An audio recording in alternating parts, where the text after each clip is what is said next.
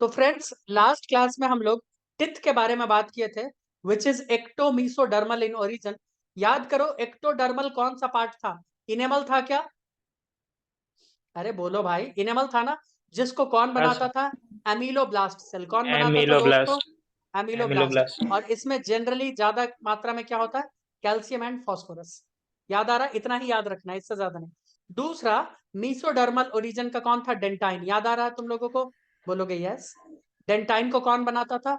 Odontoblast cell. कौन बनाता था फ्रेंड्स? ओडोंटोब्लास्ट। ठीक है।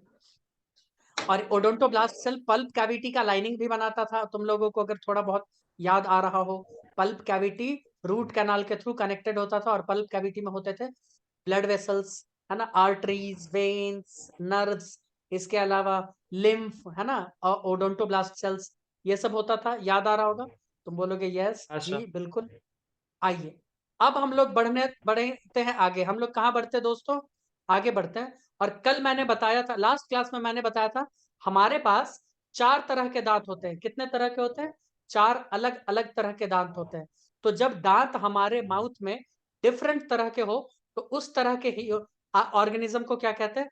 हेटेरोडोंट या हेटेरोफायोडोंट। क्या कहते हैं? हेटेरोडोंट या हेटेरोफायोडोंट। ठीक है। इसका मतलब क्या हुआ? इसका मतलब हुआ ऐसे ऑर्गेनिज्म जिनके दांत अलग अलग हो, है ना। हमारे अंदर अलग अलग होते हैं। जैसे कि पहला है इंसाइजर। इंसाइजर होता है चीजर लाइक, है ना, चाकू जैसे, काटने वाटने के काम आता है। कैनाइन। कैनाइन क्या होता है? चीर फाड़ के लिए काम में आता है। और मैंने बताया था कि हार्बी बोर्ड्स में ये एब्सेंट होता है, और वो खाली जगह को क्या कहते हैं? डाइस्टेमा। याद आ रहा है? बोलोगे हाँ हाँ याद आ रहा है। गाय भैंस का मैंने बोला था ना, वैष्णवी को मैंने बोला था देखने के लिए, तो वो बोल रही थी सर कैसे देखेंगे? हम बोले थे उसका मुंह खुलवा के चेक करना। याद आया? बोलो, बोलो भाई। हाँ हाँ सर। ओके फ्रेंड्स, क्या मैं आगे बढ़ूं? बढ़ते हैं। उसके बाद आता है प्रीमोलर। मैंने सबका लोकेशन भी बताया था। अब देखो फिर से एक बार लोकेशन का जिक्र कर देते हैं। कर दे क्या मृणाली? ये क्या है हमारा? माउथ ऊपर वाला है, और ये नीचू वाला है, नीचे वाला दांत। इधर देखो, यहाँ पे होता था। अच्छा, इसको हम 50-50 बांटते हैं। कैसे बांटते हैं? 50-50। लो, हाफ हाफ में। तो मैंने क्या बताया था? दो इंसाइजर है अपने पास। कितने हैं फ्रेंड्स? दो इंसाइजर। उसके बाद क्या है?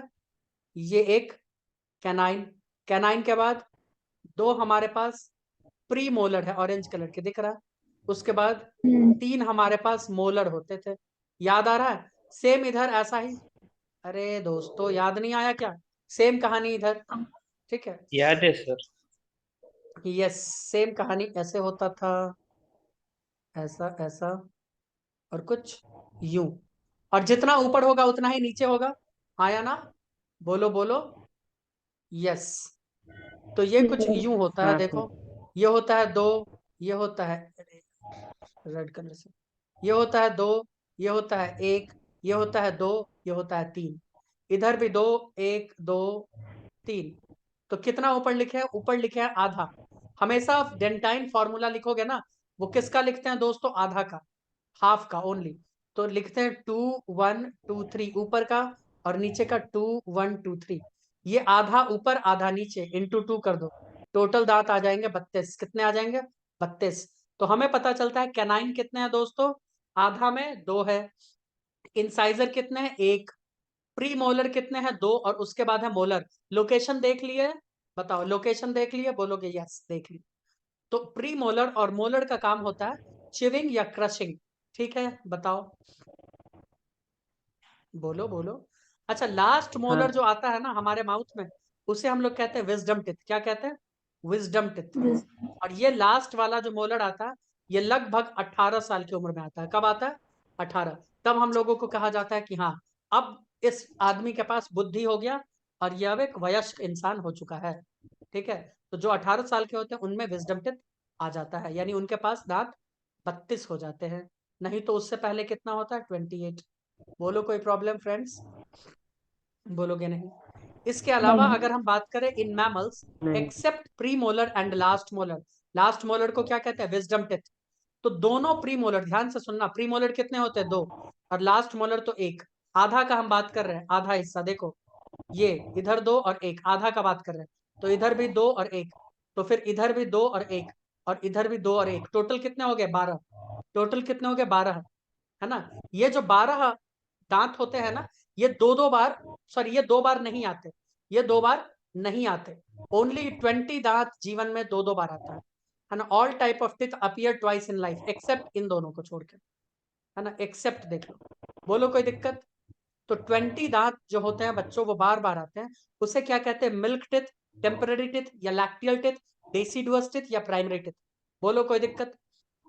ये क्या होते हैं, ओस्टियोक्लास्ट एक सेल होता है, उसके एक्टिविटी की वजह से ये टूट जाते हैं, ठीक है, उसकी वजह से ये क्या होता है, टूटते हैं, और फिर बन के जो आता है उसे कहते हैं परमानेंट टिथ। याद रखना 20 टिथ कैसे होते हैं, मिल्क वाले कैसे होते हैं, मिल्क, और 12 टिथ कैसे होते हैं, परमानेंट, मतलब कि ये मिल्क वाले नहीं होते, ये सेकेंडरी ही होते हैं, they are not milk teeth, got it, बोलो गॉट इट, कोई कुछ बोलता नहीं है। Got it sir. हाँ यस सर। ओके, अगर गॉट इट है तो आगे बढ़ो, ह्यूमन डेंटिशन के बारे में, डेंटिशन के बारे में देखते हैं, इनके दांत के बारे में। इन्हें कहा जाता है मोनोफायोडोंट, मोनोफायोडोंट यानी जो जीवन में एक ही बार आया, कौन सा, 2 प्री मोलर और 1 लास्ट का मोलर, ये यानी टोटल कितने हो गए 12, टोटल कितने हो गए 12, ये मोनोफायोडोंट होते हैं, कैसे होते हैं, मोनोफायोडोंट, जीवन में एक ही बार आते हैं, appear only once in life. Diphyodont यानी मिल्क टिथ, इसका मतलब क्या होता है, मिल्क टिथ, जो 2 बार आए, 20 teeth, incisor, canine, first and last, first and second molar, total कितने हो गए 20, तो ये 2 बार आते हैं, appear twice in life. Thecodont, thecodont का मतलब जिनका दांत जॉ में फंसा हुआ है, जॉ के सॉकेट में, है ना, present in bony socket of jaw, human का और क्रोकोडाइल का, याद रखना ओनली थीकोडोंट कौन होते हैं, human and crocodile, got it. इसके बाद बात करें हेट्रोडोंट, हेट्रोडोंट यानी जिनके दांत अलग अलग होते हैं, तो हमारे माउथ में अलग अलग दांत होते हैं, ठीक है, तो क्यों, ताकि फंक्शन अलग अलग कर सके, तो हम लोग क्या हो गए हेट्रोडोंट, हम लोग क्या हो गए थीकोडोंट, हम लोग क्या हो गए, हम लोगों का कुछ कुछ दांत हो गया डाईफायोडोंट, कुछ दांत हो गया मोनोफायोडोंट, बोलो कोई दिक्कत, बोलोगे नहीं, कोई दिक्कत नहीं है, तो आइए कुछ इंपॉर्टेंट बात मैं बताना चाहूंगा, बता दूं क्या, ये इतना इंपॉर्टेंट है कि मुझे इसके लिए करना होगा कवर, इसको कॉपी में कहीं पे लिखना है, इसमें शायद नहीं दिया है एलन में।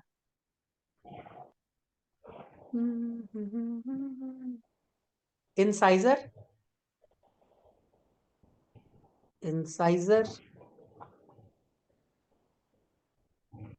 कैनाइन,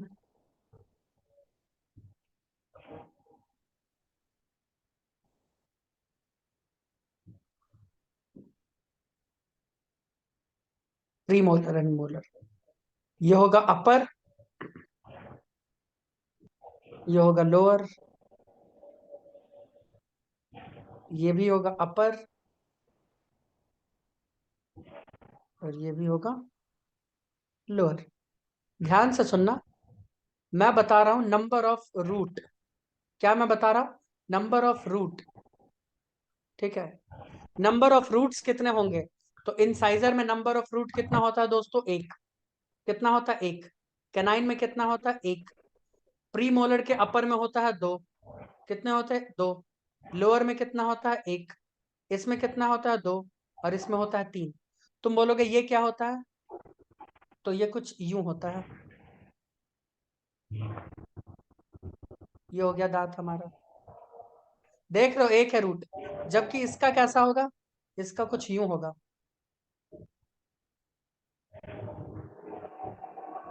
दिखा दोस्तों 2 रूट, अरे 2 रूट नहीं दिखा, एक ये वाला एक ये वाला, हाँ या ना, जबकि मोलर के अपर में 3 होगा। अब देखो ये इतना इजी है याद करना, इजी कैसे है, इंसाइजर में एक, कैनाइन में एक, प्री मोलर के नीचे वाले में एक, ऊपर वाले में एक ऐड कर दो, इसके मोलर के नीचे में 2, तो इसमें ऊपर में एक ऐड कर दो, बस सिंपल।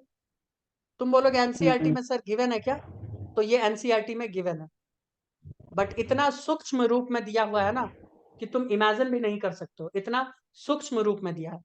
ये लिख लिए तो दिखाएं, बोलो, इसको कहते हैं नंबर ऑफ रूट, दिखाएं क्या, हाँ सर। आप देखो, यहां देखो, इसको दिख रहा है क्या ये, कितने रूट्स दिख रहे हैं इसमें? कितने रूट्स दिख रहे हैं? 3। यानी ये क्या है? अपर मोलर। क्या है दोस्तों? अपर मोलर। देखो रूट दिखा दिया। इसमें कितने दिख रहे हैं? 2। ये क्या है? 2। अपर प्री मोलर। क्या है? अपर प्री मोलर। और ये सब एक एक दिख रहा है, ये सब एक एक दिख रहा है दोस्तों। Yes sir. ये है एनसीईआरटी का फोटो है। तो बोलो सही है ना? वो लिख चुके थे ना जो मैंने हाँ अभी लिखवाया था? हाँ सर। Okay great. जो लिखना है वो मैं लिखवाऊंगा, जो नहीं लिखना वो मैं लिखवाऊंगा। आओ, डेंटल फॉर्मूला। अब मुझे एक बात बताना, तुम बोलोगे सर आप बोलते हो incisor, canine, pre molar and molar, इसका कैसे लिखते हैं? ध्यान से सुनो। हम लोग इसका सिर्फ आधा हिस्सा लिखते हैं। कहाँ? आधा हिस्सा। और बाकी आधा हिस्सा नीचे लिखते हैं, यानी डिवाइड करके आधा इधर आधा इधर, बस। और इंटू 2 कर देते हैं। तो मुझे एक बात बताना, बच्चों में क्या प्री मोलर होगा? तुम बोलोगे नो सर, नहीं होगा। क्या मोलर का एक टिथ होगा? तुम बोलोगे नहीं, है ना। मोलर होता 3 है। देखो एडल्ट का मैं बता रहा हूँ, एडल्ट में ये 2 होता है, ये 1 होता है, ये 2 होता है, ये 3 होता है। यानी आधा हिस्सा मैं बोल रहा हूँ बार बार, आधा। लेकिन बच्चों में ये दोनों नहीं होगा, बच्चों में ये दोनों नहीं होगा। बच्चों में इसमें से एक माइनस कर दो, नहीं होगा।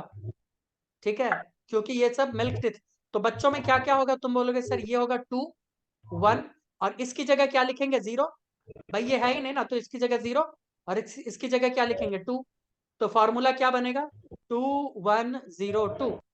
ये बच्चों का दंत वाला फॉर्मूला। तो देखो बच्चों का फॉर्मूला क्या होता है? 2 1 0 2। प्री मोलर कितना है? 0। मोलर कितना है? 2। तो टोटल कितने? 20 हड्डी, सॉरी 20 दांत हुए कि नहीं हुए? बताओ। तुमसे पूछ ले 17 साल के बच्चों में कितना होगा? तो मैंने अभी अभी बताया था, मैंने अभी अभी बताया कि 18 साल के बच्चों में कौन आता है? Last molar. कौन आता है? लास्ट मोलर, जिसे क्या कहते हैं? विजडम टिथ कहते हैं ना। अरे कहते हैं कि नहीं कहते हैं? तो इसका मतलब हाँ लास्ट वाला जो ये 2 है ना, होता तो 3 है, तो इसकी जगह क्या करना है? 2 ही रखना है, बाकी सबको डाल दो। तो देखो प्री मोलर भी आ गया है 17 साल के बच्चे में, बट ये लास्ट वाला नहीं आया है। होना चाहिए 3, बट अभी भी कितना है? 2। इसके ऊपर सवाल पूछा जा चुका है नीट में, है ना। नीट नहीं, एआईपीएमटी में, कि एक बच्चा 17 साल का है तो उसका डेंटिन फॉर्मूला बताइए। तो बच्चों ने यही बोल दिया 2 1 2 3। नहीं, ये अडल्ट का है, 18 साल और 18 साल से अबव का। इसमें सब दांत होगा, देखो सब दांत। बोलो कोई दिक्कत है? बोलोगे नहीं, कोई दिक्कत नहीं है। नहीं ठीक है, यहां तक एनी प्रॉब्लम? No problem. अब आइए know salivary gland. Salivary gland के बारे में जितना दिया है उसका 1% याद करना है। कितना? 1%, बस। आओ देखो, in human 3 pair of salivary gland are present. याद रख लेना 3 पेयर होते हैं, इससे ज्यादा कुछ नहीं। और these are situated outside the buccal cavity, very important. ये सब के सब कहां सिचुएटेड है? Outside buccal cavity. और दूसरी बात, ये अंडरलाइन भी किया हुआ है, मैंने ये चैप्टर स्टार्ट करने से पहले ही बता दिया था। जो चीजें अंडरलाइन की गई है आपको वो याद रखना है ना। तो ये क्या होता है? बक्कल कैविटी के बाहर। अब तुम बोलोगे ये कैसे हो सकता है? तो मुझे बताओ, क्या बक्कल कैविटी हम उसी को कहते हैं जो ये इलाका है पूरा? कैविटी मतलब तो खाली चैम्बर होता है ना। क्या मुंह खोलते हो तो तुमको कोई ग्लैंड दिखता है? तुम बोलोगे नहीं। वो ग्लैंड होता है इस रीजन में, बक्कल कैविटी के अपर। एक होता है टंग के नीचे, और एक होता है वेस्टिब्यूलर रीजन के पास। तो ये बक्कल कैविटी में ओपन होते हैं, याद रखो। मैं कुछ लिखवा रहा हूं, चाहो तो लिख लेना, है ना। Salivary gland opens into buccal cavity, है ना। Opens into buccal cavity.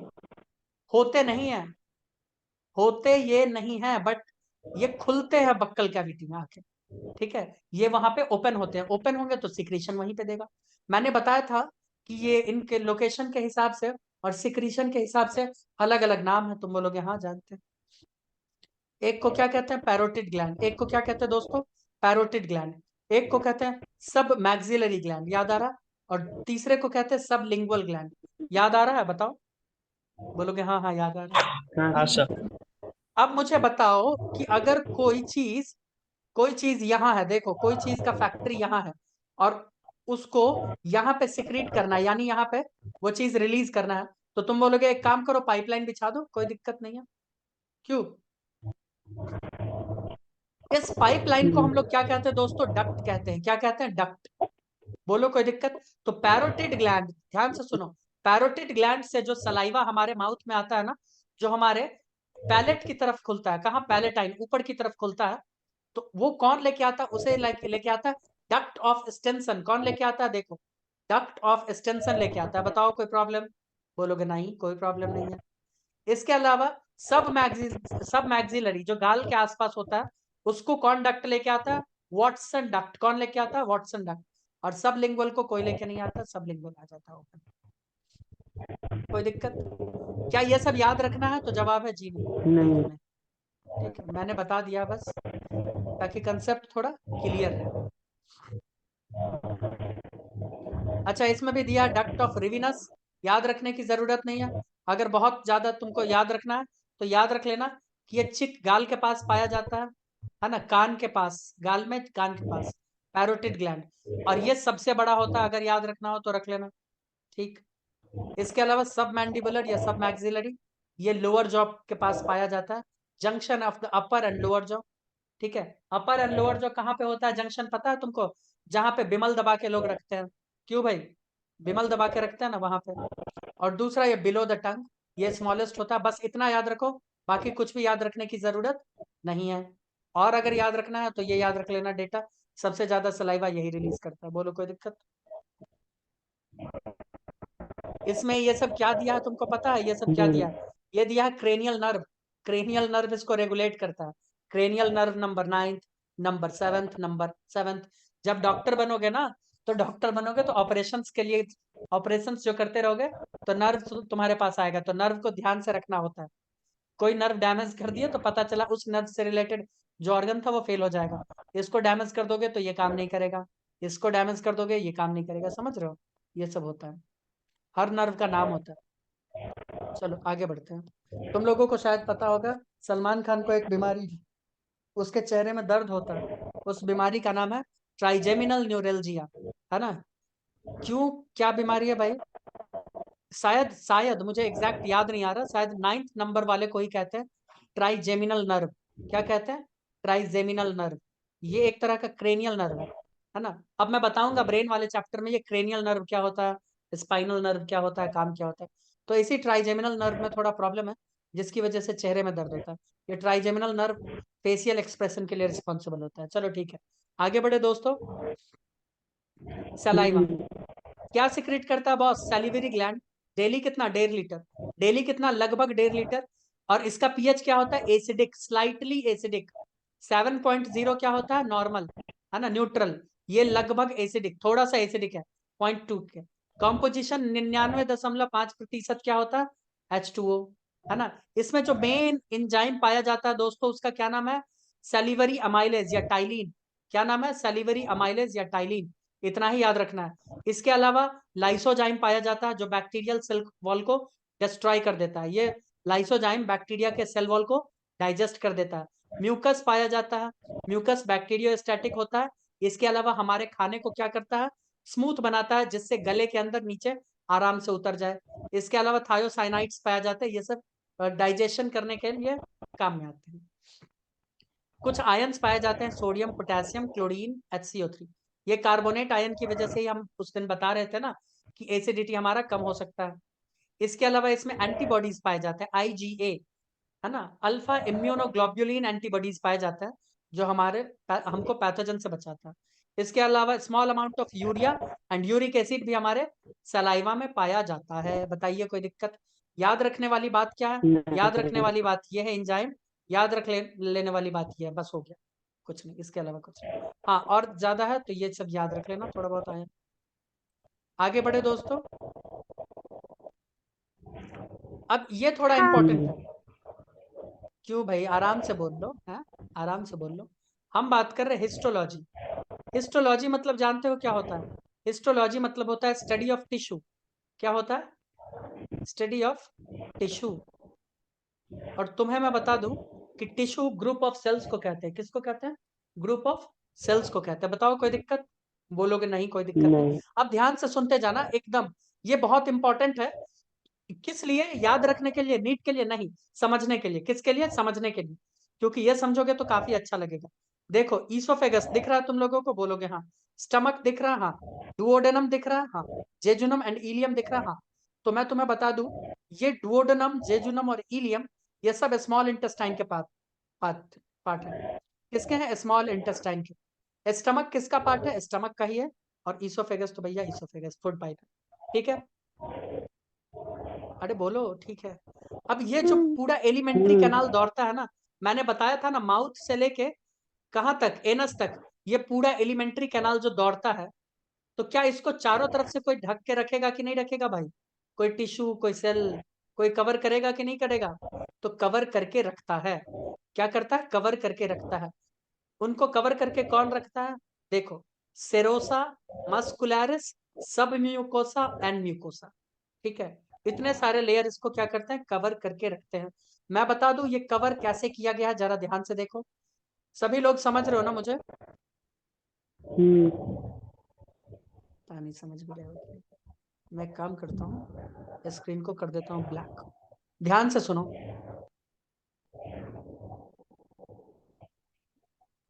ये देखो, ये outer most layer red colour से मैंने बनाया है,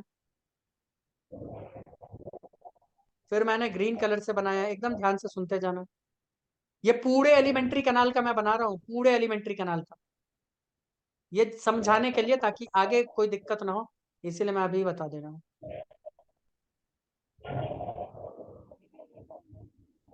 ये देखो, कोई दिक्कत? बोलोगे नहीं कोई दिक्कत नहीं। अब ध्यान से सुनते जाना। ये रेड कलर,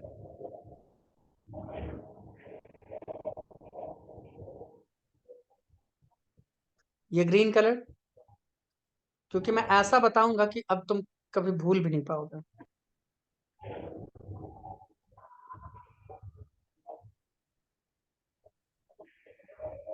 ये ऑरेंज, ये ब्लू। इसे हम लोग कहते हैं सेरोसा। क्या कहते हैं दोस्तों? सेरोसा। इसको हम लोग कहते हैं मस्कुलरिस। क्या कहते हैं? तुम ये मत, याद रखने की जरूरत नहीं है, मैं पहले ही बता दे रहा हूं, याद रखने की जरूरत नहीं है, समझाने के लिए है ये। इसे कहते हैं सब म्यूकोसा। क्या कहते हैं? सब म्यूकोसा। और इसे कहते हैं म्यूकोसा।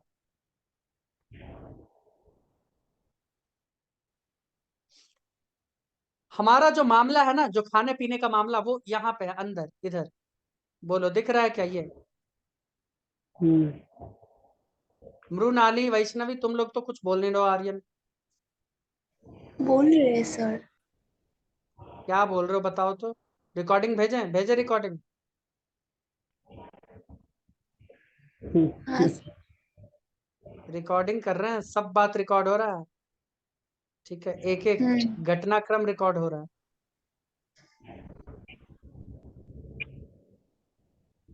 यहाँ रंगे हाथ पकड़ी जाओगी मृणाली। So no, never. दोस्तों, ये इसमें खाना भरा है। इसका मतलब तुम बोलोगे कि सर, इससे ये पता चलता है कि ये इनर मोस्ट है, सबसे अंदर, जो खाने को फेस कर रहा, फेसिंग फूड। बोलो भाई। या फेसिंग बॉडी फ्लूइड, या फेसिंग फूड ही लिख लेते हैं, फूड। एलिमेंट्री कैनाल में खाना जाएगा। और ये आउटर मोस्ट है, यानी हम आउटर मोस्ट से किधर आ रहे हैं दोस्तों? अंदर की तरफ आ रहे हैं। इसमें क्या हो रहा? अंदर की तरफ आ रहे हैं। ये लेयर सेरोसा से अगर म्यूकोसा तक आप आ रहे हो, तो आउटर से इनर, कहां से कहां? आउटर से इनर, ये आउटर मोस्ट से इनर की तरफ आ रहे हो। तो हम कैसे पढ़ने वाले हैं, ये समझ में आया?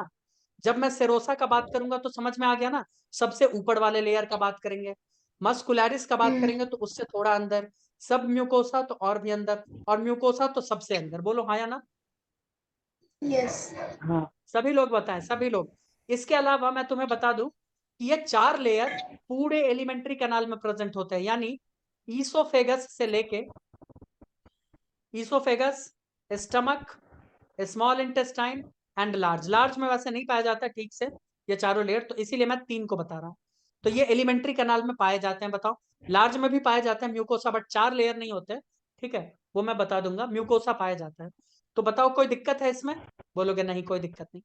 अब ध्यान से सुनना, इसी म्यूकोसा लेयर का, सुनते जाना, इसी म्यूकोसा लेयर का स्ट्रक्चर शेप अलग अलग हो जाता है, फंक्शन अलग अलग हो जाता है, तो नाम अलग अलग हो जाता है।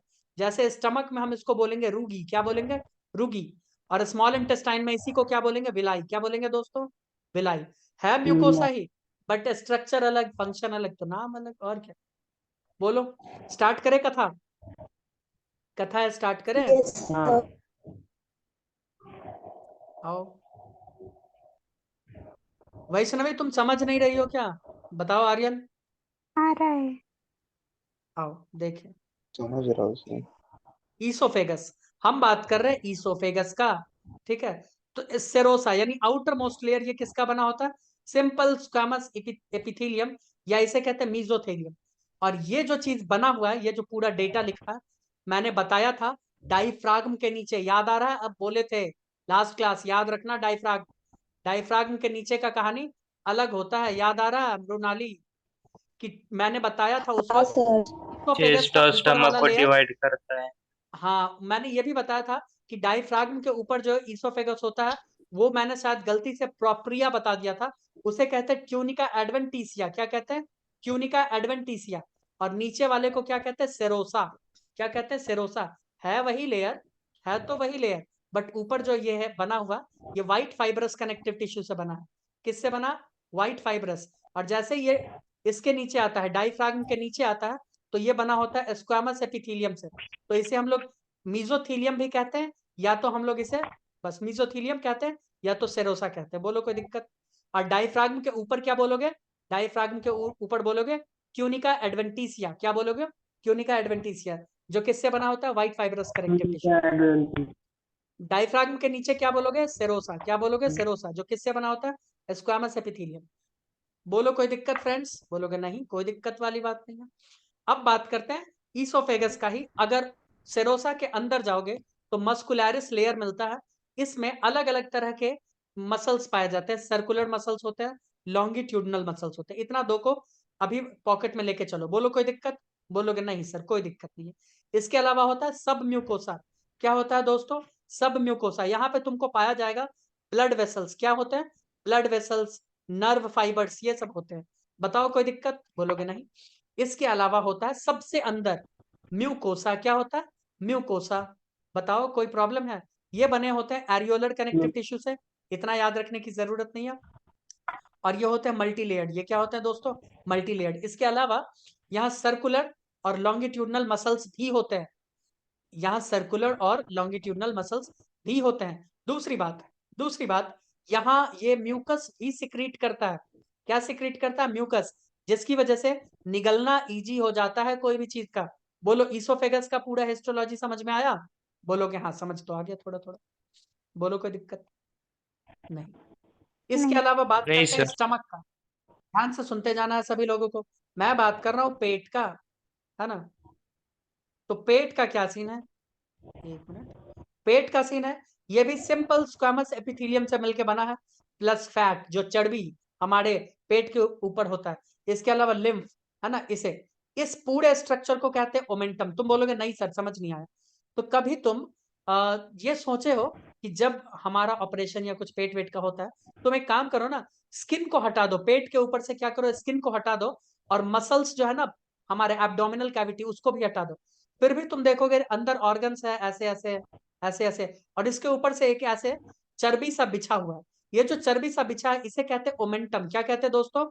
ओमेंटम। अगर ओमेंटम को और अच्छे से देखना है तो तुम कोई ऑटोप्सी का वीडियो आज देख लेना यूट्यूब पे, पोस्टमार्टम का वीडियो, ठीक है? तो उसमें तुमको दिखेगा जब किसी का पेट चीर के स्किन हटा देता है, मसल्स हटा देता है, तो भी एक ऐसे चादर जैसा बिछा रहता है ऑर्गन के ऊपर, सारे ऑर्गन के ऊपर।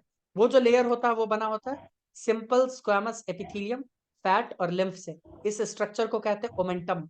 बोलो कोई दिक्कत? बोलो कोई दिक्कत? तो यही ओमेंटम किसको भी कवर करके रखता है? स्टमक को भी ऊपर से कवर करके रखता है, जिसे सिरोसा भी कहते हैं, ठीक है? इसके अलावा इसमें मसल्स का बात करें तो सर्कुलर भी होता है, ऑब्लिक भी होता है, लॉन्गिट्यूडनल। सर्कुलर तो ऐसे ऐसे होता है, ऐसे ऐसे होता है, ऐसे। लॉन्गिट्यूडनल्स ऐसे ऐसे होते हैं। ऑब्लिक तिरछा होता है, तिरछा, ठीक है? शेप जानना जरूरी नहीं है यहाँ पे, इसलिए मैं हटा रहा हूँ। इसके अलावा दोस्तों मैं बात करूं सब म्यूकोसा का, तो सब म्यूकोसा में वही कहानी है, ब्लड वेसल्स होंगे, नर्व फाइबर होंगे। इसके अलावा म्यूकोसा का बात करें तो इसका म्यूकोसा का शेप जरा देखो तो ऐसे ऐसे है ना, थोड़ा सा रफ, क्यों है? ताकि सरफेस एरिया क्या हो जाए, बढ़ जाए। अब जब मैं स्टमक पढ़ाऊंगा ना, जब मैं दोस्तों स्टमक पढ़ाने वाला हूं ऐसे, तो तुमको पता चलेगा इसके अंदर ऐसे ऐसे फोल्डिंग्स है, देखो ऐसे ऐसे, ये फोल्डिंग्स है। ये किसका फोल्डिंग है? यही तो फोल्डिंग है, यही तो फोल्डिंग है। इसी को कहते हैं गैस्ट्रिक ग्लैंड। इसी में छुपे होते हैं कुछ सेल्स जो सिक्रीट क्या करते हैं, HCl, हाइड्रोक्लोरिक एसिड। इसके अलावा कुछ एंजाइम्स, पेप्सिन है, वो सब, ठीक है, वो सब चीज सेक्रेट किया जाता है। Got it? ये सरफेस एरिया हाँ बढ़ाता है, सर। इसीलिए इस स्ट्रक्चर को हम लोग रूगी भी कहते हैं। क्या कहते हैं दोस्तों? रूगी, RUGAE। वो उस वक्त पढ़ लेंगे। ये गैस्ट्रिक ग्लैंड्स का फॉर्मेशन करते हैं। समझ में आया ना?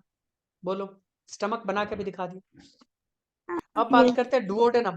डुओडेनम क्या होता है? स्मॉल इंटेस्टाइन का स्टार्टिंग वाला पार्ट होता है, लेकिन इसको मैं बताता हूँ नेक्स्ट वीडियो में। तब तक के लिए इस वीडियो के लिए बाय बाय।